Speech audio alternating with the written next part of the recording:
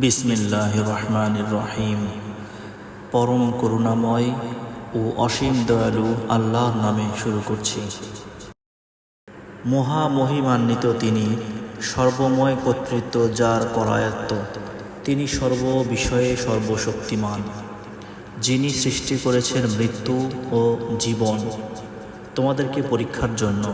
কে তোমাদের মাঝে কর্মে উত্তম?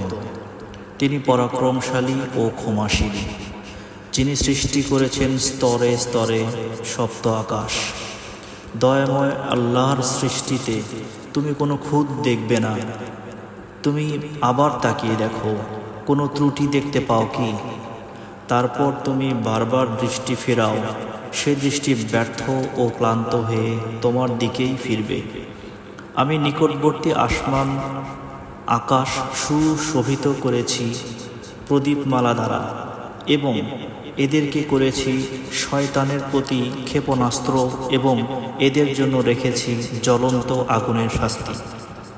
যারা তাদের প্রভুকে অস্বীকার করে তাদের জন্যই জাহান্নামের শাস্তি। উহা কত মন্দ প্রত্যাবর্তন স্থল। যখন তারা তথায় নিক্ষিপ্ত হবে, তখন তারা জাহান্নামের উৎক্ষিপ্ত গর্জন শুনবে। ক্রোধে জাহান্নাম ফেটে পড়বে। যখনই তাতে কোনো দল নিক্ষিপ্ত হবে, রক্ষীরা প্রশ্ন করবে, তোমাদের কাছে কি সতর্ককারী আসেনি? তারা বলবে, হ্যাঁ, আমাদের কাছে সতর্ককারী এসেছিল। আমরা তাদেরকে মিথ্যারোপ করেছি এবং বলেছি, আল্লাহ কিছুই অবতীর্ণ করেনি। তোমরা মহা বিভ্রান্তিতে রয়েছ। এবং তারা আরও বলবে, যদি শুনতাম অথবা বুদ্ধি খাটাতাম, তাহলে আমরা জাহান্নামবাসী হতাম না।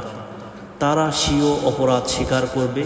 ধ্বংস জাহান্নামীদের জন্য, যারা না দেখে তাদের প্রভুকে ভয় করে, তাদের জন্যই ক্ষমা ও মহাপুরস্কার। তোমরা তোমাদের কথা গোপনেই বলো অথবা প্রকাশ্যে বলো, তিনি তো অন্তর্যামী।